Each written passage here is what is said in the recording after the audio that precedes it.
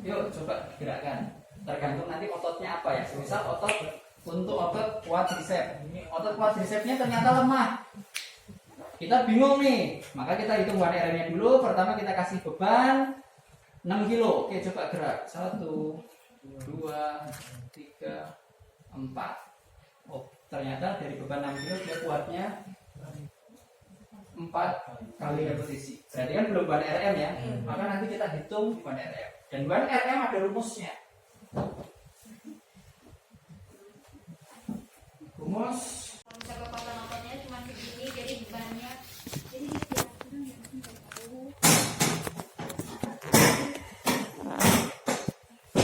oke, diukur dulu, dihitung dulu gitu ya.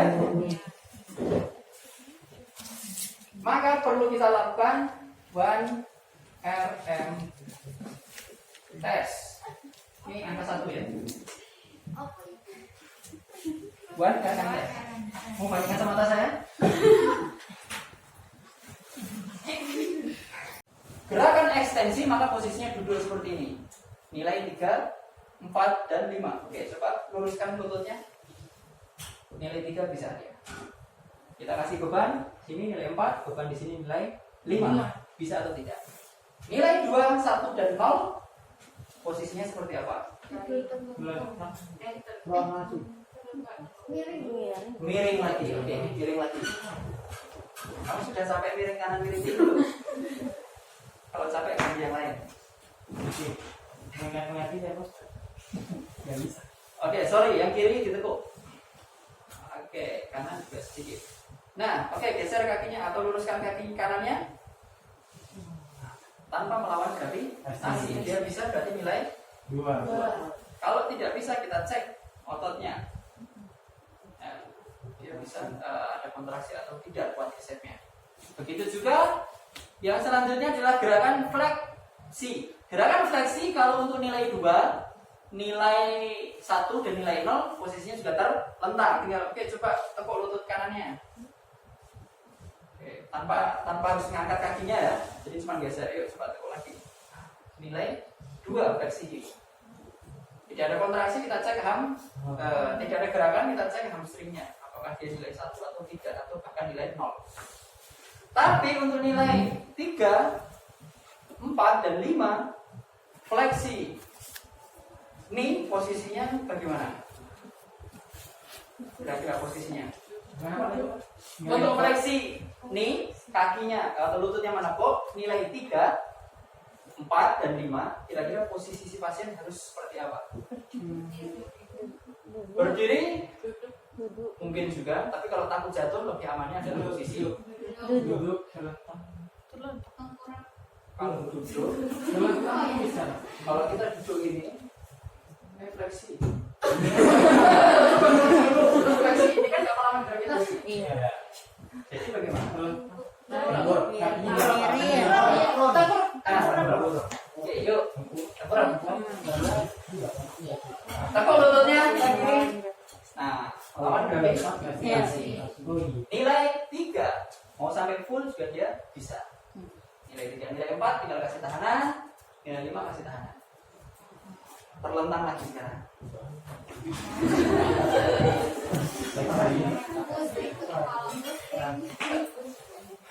Angle, plantar fleksi, dorsal fleksi, inversi, eversi, semua bisa dilakukan dengan posisi terlentang seperti ini. Oke, misal mau plantar fleksi, oke, coba yuk dorong kakinya, luruskan kakinya, cincin, sip, balik lagi. Mau kita kasih tahanan, ya kita tinggal kasih tahanan aja. Yuk dorong tangan saya. Oh, sip. Kelihatan. Sampai selesai sudah seperti ini.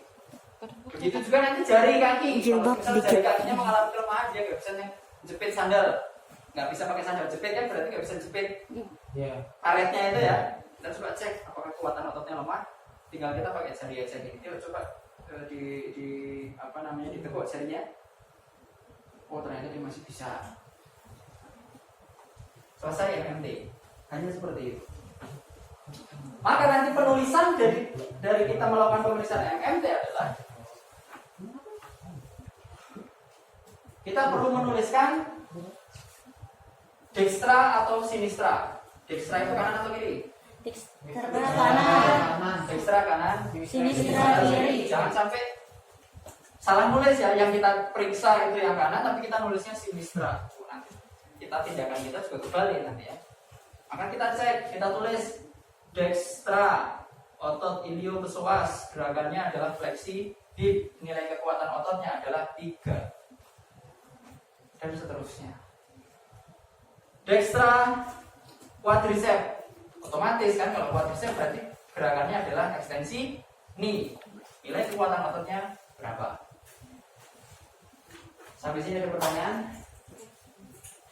Boleh bertanya dulu?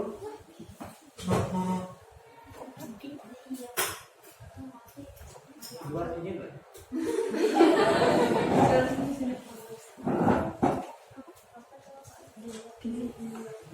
Ada pertanyaan, teman-teman? Atau ada yang nggak paham? Ada yang bingung? Ada yang tambah pusing? Ada yang tambah nggak jelas?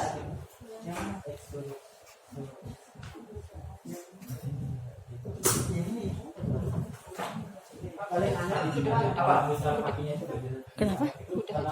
Udah. Nanti. Ini yang pertama. Yang kedua, MMT bisa dilakukan ke semua orang. Bukan yang mengalami gangguan saraf. Jelas ya, kalau seseorang mengalami gangguan saraf, nanti hasil pemeriksaan MMT-nya itu tidak akan valid. Nah, karena di sana bukan permasalahan dari ototnya sebetulnya, tapi permasalahan pada sarafnya. Contoh seperti orang stroke. Orang stroke ada yang nggak bisa bergerak. Mungkin kita mengira, oh ini itu permasalahan kekuatan otot, tapi belum tentu. Karena orang stroke itu permasalahan utamanya adalah di otaknya, yaitu di sarafnya. Jadi orang stroke, kalau kita lakukan pemeriksaan MMT, maka hasil MMT-nya tidak akan valid. Yang kedua, MMT nggak perlu kita lakukan pada bayi. Kita tidak bisa melakukan pemeriksaan MMT pada bayi. Kenapa? Karena saat kalau kita melakukan pemeriksaan MMT, maka kita harus bisa memberikan instruksi kepada pasien dan pasien melakukan gerakannya secara aktif. Sedangkan bagaimana kita melakukan atau menginstruksikan kepada bayi? Nggak bisa, bayi belum dong, nggak paham perintah kita seperti apa. Syaratnya untuk melakukan pemeriksaan MMT, pertama kita harus tahu ototnya apa. Otot penggerak dari suatu gerakan itu apa? Contohnya tadi, ekstensi knee, otot penggeraknya adalah quadriceps. Fleksi knee, otot penggeraknya adalah hamstring. Dan sebagainya. Kita fokus yang ini ke lower extremity ya. Lower extremity berarti kaki. Ada hip, knee, ankle, dan jari ya, dan jari kaki. Tidak ada perbedaan cara kita melakukan MMT lower extremity, tangan, badan, dan kaki tidak ada, semuanya sama. Ya. Ada 6 kategori penilaian untuk MMT, 0, 1, 2, 3, 4, dan 5. Ada 6 ya. MMT nilai 0 itu kalau tidak ada gerakan sama sekali, bahkan tidak ada kontraksi ototnya sama sekali, itu nilainya 0, benar-benar lemes, benar-benar tidak ada gerakan. Pasien 0 MMT. Nilai 1 untuk MMT adalah tidak ada gerakan tapi hanya ada kontraksi ototnya saja. Contoh dari kontraksi otot, misal kita mau gerakan fleksi elbow. Gerakan fleksi elbow ya. Maka nilai 1 dari MMT itu tidak ada gerakan tapi hanya ada kontraksi saja. Maka fleksi elbow ototnya adalah otot apa ini? Bicep. Maka bicepnya yang berkontraksi. Nah, tidak terjadi gerakan tapi hanya kontraksi. Ini nilai 1.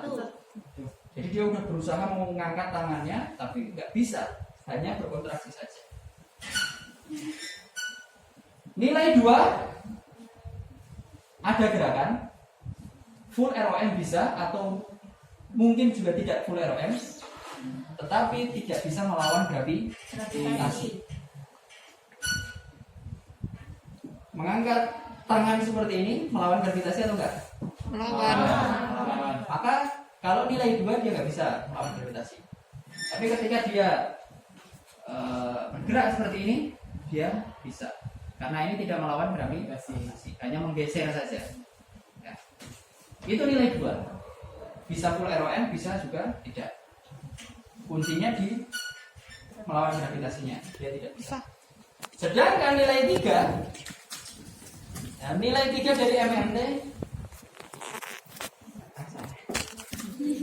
nilai 3 dari MMT adalah dia bisa bergerak full ROM dan mampu melawan gravitasi tanpa menahan beban. Kalian sudah dapat teorinya ya? Sudah dapat teorinya belum kalian? Sudah. Sudah ya? Sudah. Tinggal mengulang aja. Sudah. Bolos kemarin kan ya. Nilai 3 bisa bergerak, gerakannya full ROM, bisa melawan gravitasi, tapi tidak bisa melawan beban atau tahanan. Contoh, oke mas, angkat tangannya. Nah, angkat tangan, sekedar mengangkat tangan seperti ini, dia bisa bergerak full ROM, melawan gravitasi. Nilainya 3. Tapi kalau saya berikan tahanan, dia nggak mampu bergerak. Ini nilai 3. Nilai 4. Bergerak full ROM, melawan gravitasi, melawan tahanan sedang atau minimal. Nilai 5 tahanannya maksimal. Rata-rata kita, saya, kalian, atau orang-orang biasa itu normalnya atau paling banter MMT-nya 4. Itu sudah normal, MMT 4 sudah normal. Kalau MMT nilai 5 paling banyak dimiliki oleh atlet, terutama atlet angkat beban, rata-rata nilainya sampai 5. Tapi kalau kayak kita ini biasanya rata-rata hanya sampai 4 saja. Itu pun sudah bagus, sudah normal. Oke, berbicara lower extremity berarti kita akan membahas kaki. Ada hip, knee, ankle, dan jari. Hip ada gerakannya apa saja? Fleksi, ekstensi, Ada rotasi? Rotasi internal. Internal rotasi, eksternal rotasi atau exo-endorotasi. Fleksi hip. Otot penggeraknya apa nih? Ayo kita ulang anatominya dulu. gluteus. Ke depan. Kira ototnya apa nih? Otot yang bekerja untuk mengangkat kaki seperti ini. Untuk gerakan fleksi. Apa?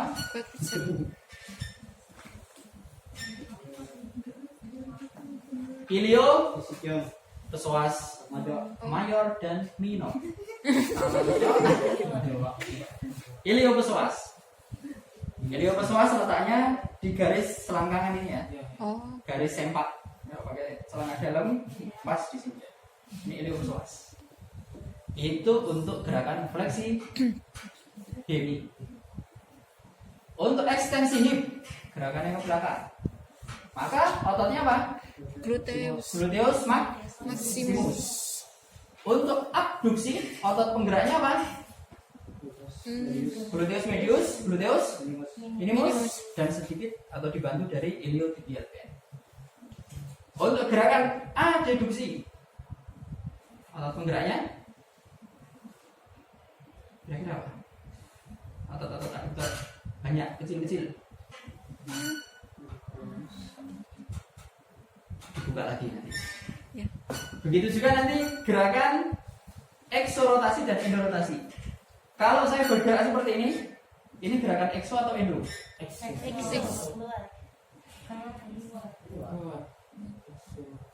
Atas dasar apa kalian bilang ini eksorotasi?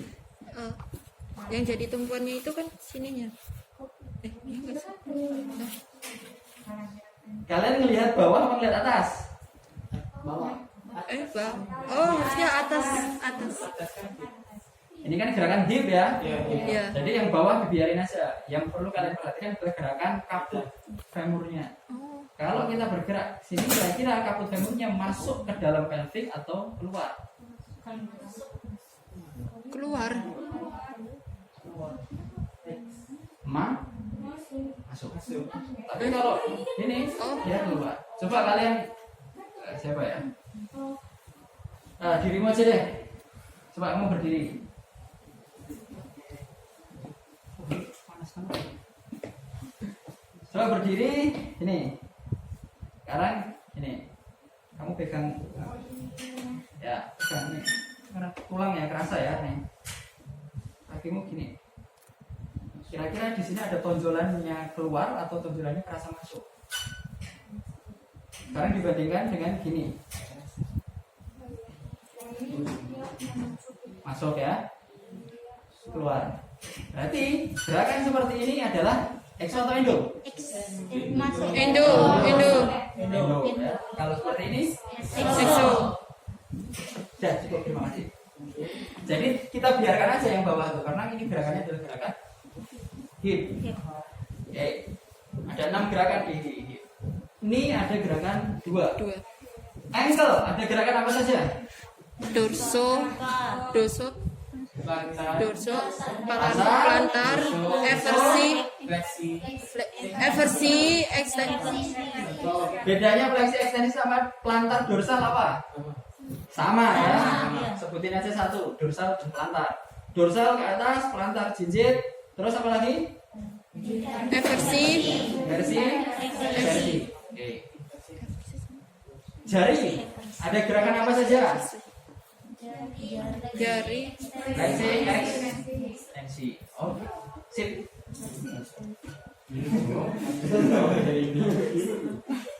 Iya kan?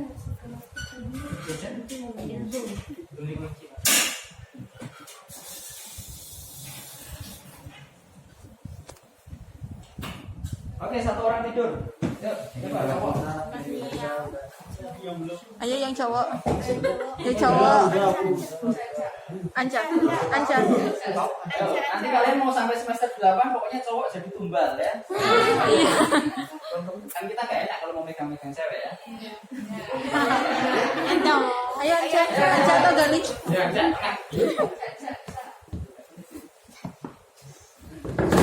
Oh.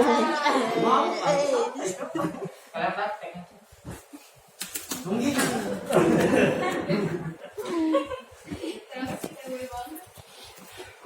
Untuk melakukan pemeriksaan MMT teman-teman, untuk melakukan pemeriksaan MMT tidak perlu kita lakukan semua nilai. Nilai 0 berapa sih? Nilai 1. Bagus nggak sih pasien ini? Nggak perlu. Kalau kita mau melakukan pemeriksaan MMT bisa kita mulai langsung dari nilai 3. Nilai 3 apa nilai 3? Dia bisa tapi tidak bisa gravitasi.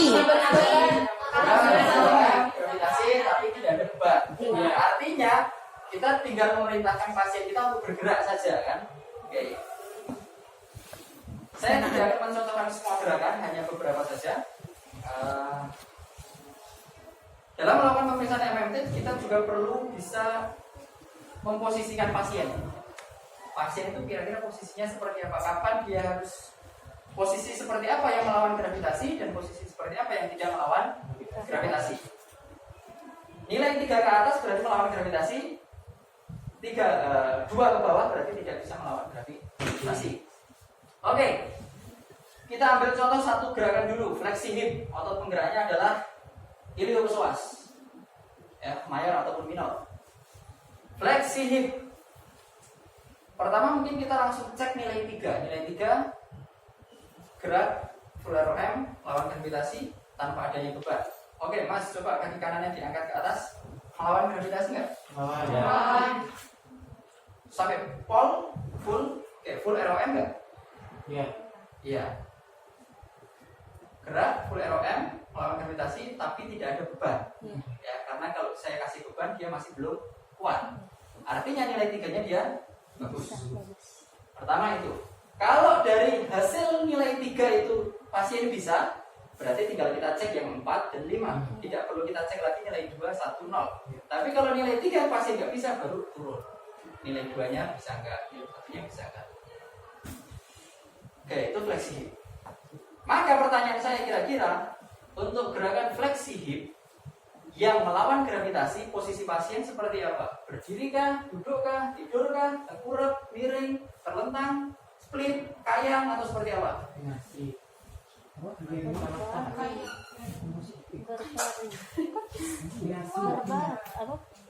Untuk melakukan gerakan fleksi hip yang melawan gravitasi ya. Jadi gimana posisinya? Beban. Tidur terlentang Ya, tidak. atau mau yang lebih enak lagi sebetulnya posisinya duduk. Oke, coba duduk.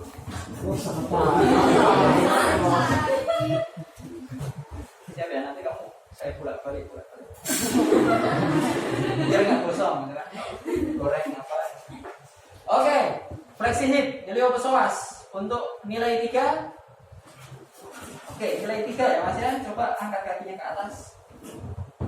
Bisa? Ada sakit? Enggak. Oke, nilai 3 oke berarti ya. Turun. Nilai 3 oke berarti kita cek nilai 4. Tahanan beban yang minimal atau yang sedang. Ingat ya kalian belajar fisika, semakin dekat beban kepada titik tumbuh berarti bebannya semakin berat atau semakin ringan? Beban semakin ringan. Kalau menjauh dari titik tumbuh berarti semakin berat. Ini yang membedakan kita bagaimana kita memberikan tahanan minimal dan tahanan maksimal. Nilai 4 tahanan minimal.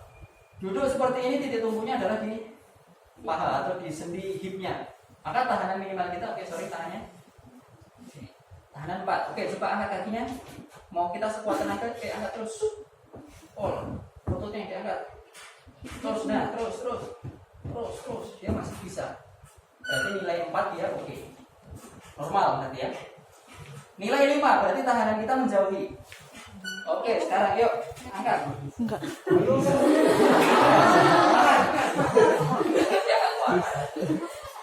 Berarti nilai kamu siapa? Rencang. Ancam. Revanza. Oh, Revansa.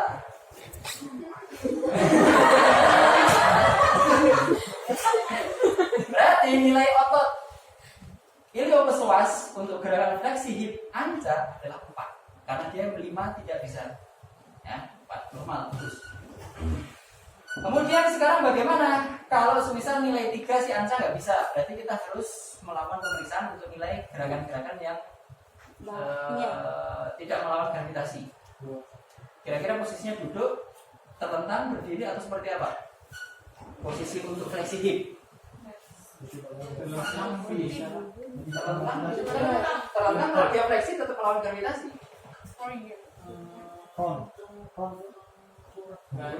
Berdiri. Tengkurap ada kasur, gimana dia? Berdiri. Berdiri enggak sih? Berdiri kalau dia memang 0, ototnya dia mungkin bisa jatuh.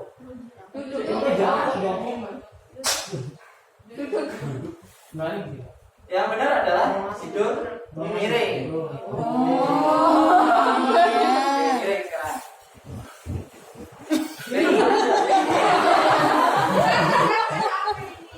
Oke.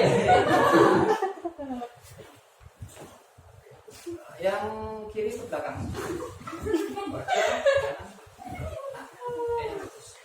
Karena dia tidak bisa melawan gravitasi, artinya hanya mampu menggeser. Oke, coba kakinya geser ke depan.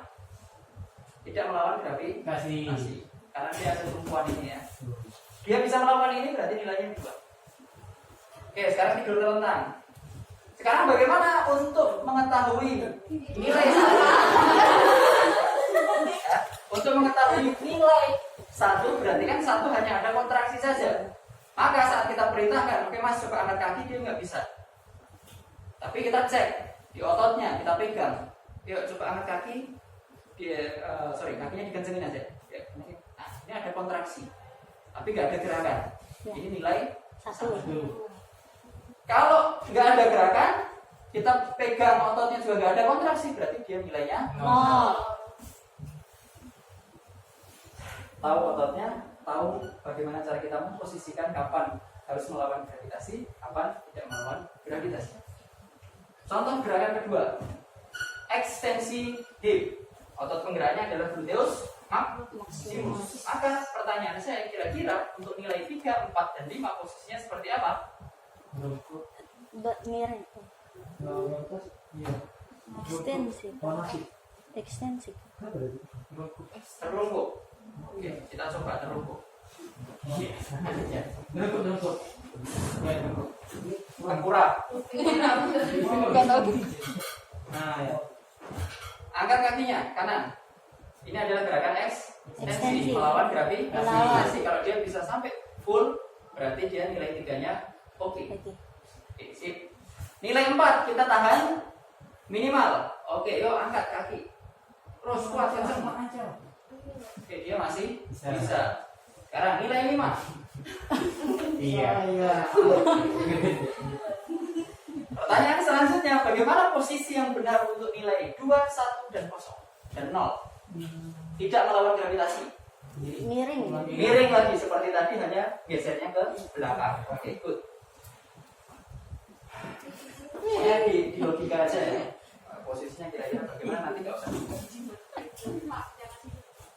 Oke, gerakan ketiga adalah gerakan abduksi hip. Abduksi hip. Oke, abduksi hip gerakannya. Kalau berdiri, kalau dia kemungkinan bisa berdiri masih bisa kita lakukan dengan posisi berdiri, dia pegangan biar nggak takut jatuh. Tapi kalau kita ragu dengan posisi berdiri, maka posisi yang paling bagus untuk gerakan abduksi kira-kira tengkurap terlentang, tidur miring. Tidur miring. Miring ke sana aja. Bolak-balik aja terus. Abduksi nilai 3, tinggal kita perintahkan kakinya untuk diangkat ke atas, yuk yang kanan. Nilai 3, abduksi. Nilai 4 kita kasih tahanan, nilai 5 juga sama, oke ya. Oh, kemudian untuk nilai 2, 1 dan 0 terlentang. Oke, terlentang. Nah, tinggal kita perintahkan untuk menggeser keluar, yuk kakinya. Kalau dia mampu, berarti dia nilainya 2. Kalau tidak mampu, kita cek ototnya, gluteus minimus dan medius. Adduksi, abduksi, lawannya kira-kira nilai 3, 4, dan 5 gerakannya atau posisi pasien harus bagaimana? Miring. Penjelasan saya terlalu cepat nggak sih?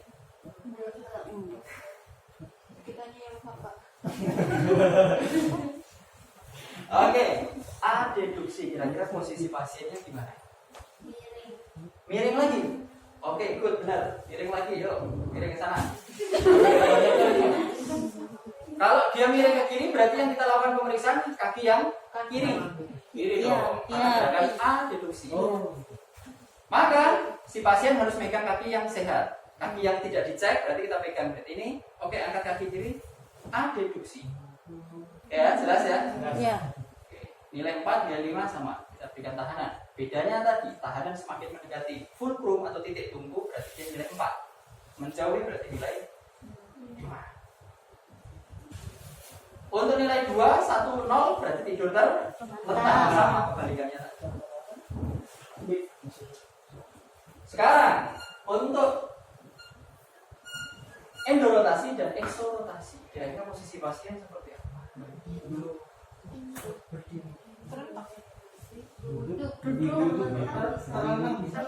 Siapa yang bilang duduk?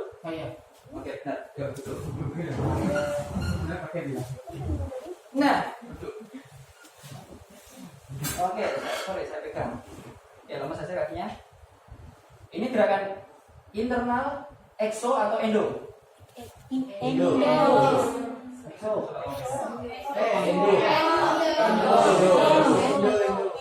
Lagi. Keluar atau masuk? Ada tonjolan keluar atau enggak? Berarti kaputnya keluar. Berarti ini exo atau endo? Exo rotasi. Kalau ini ada tonjolan yang keluar atau masuk? Ada. Berarti ke dalam. Berarti ini adalah endo. Jadi nggak usah kita lihat bawahnya, kita rasakan tulang yang di atas. Ini cara melakukan pemeriksaan dari semua nilai. Posisinya duduk seperti ini bisa. Eksorotasi dan endorotasi. Oke. Ada pertanyaan sampai sini? Boleh bertanya?